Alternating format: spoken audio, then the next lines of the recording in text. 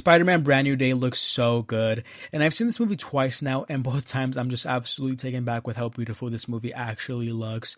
And from the get-go, going all the way back to the first set photos and the trailer, there was clearly a sort of different type of mystique to this new era of MCU Spider-Man.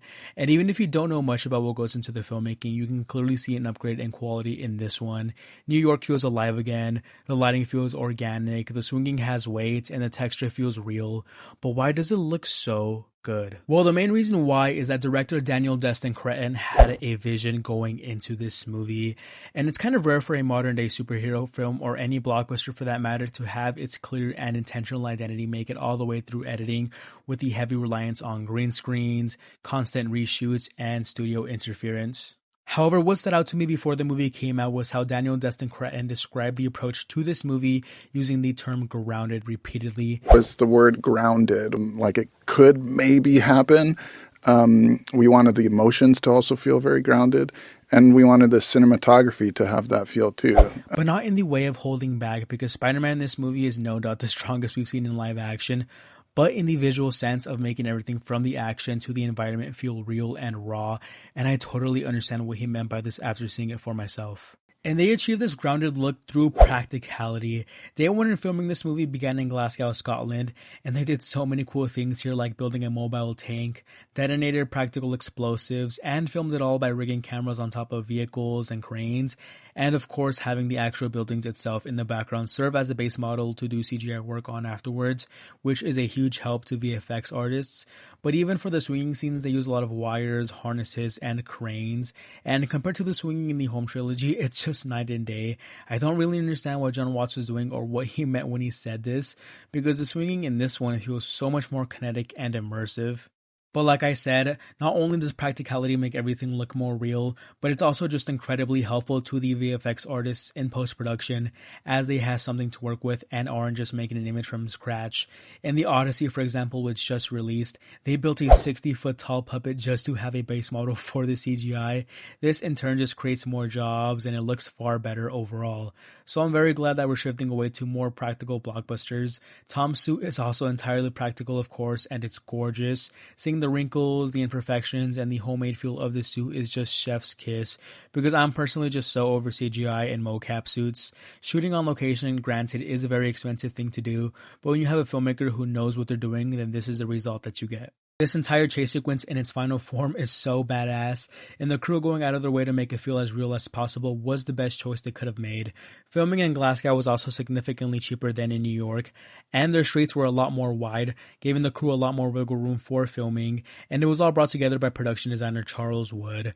Wood is known for designing the sets on some of the best MCU films such as Guardians of the Galaxy Volume 1, Doctor Strange Multiverse of Madness, and Infinity War, as well as Project Hail Mary this year, and oh my god. Because New York in this movie feels alive, it feels vibrant and immersive. They really do bring the city to life in a way I haven't seen a Spider-Man film do since probably the Raimi movies. And it wasn't just Glasgow, because they shot on location all over England, including using the Senate House in London as the building for damage control, the Dorchester Prison in Dorset for the hand fight scene, and the Turk's Boatyard in London for Frank's hideout, as well as New York itself for all of the major scenery and establishing shots. I just love when these big budget blockbusters use their money to go to actual places and take advantage of them, because we are so much better off making movies look as real as possible by going to real places. But as a tech nerd myself, I wanted to see what camera and gear they opted to use for filming, and it turns out the primary choice for cinematographer Brett Paulwalk and his crew was the Arri Alexa 265, and this is a much newer Alexa model, being an upgrade from the previous 65 coming out just 2 years ago. So Brand New Day is technically the first full feature film to primarily utilize this camera. And this specific model has a really cool large format 65mm sensor, which basically means that with a sensor this wide, you get as close as possible to capturing that dynamic range of 65mm film stock, at least as close as you can get with a digital camera, which in turn captures much more of the image's detail, richer colors, brighter highlights, and deeper shadows. And the Alexa 265 is also much more lightweight, so they had a lot more freedom placing and moving this camera all over the place for all of the stunts and sequences. However, they also used a reconfigured version of the Sony Venice 2 as a secondary camera, and they even created these really cool custom Panavision macro lenses.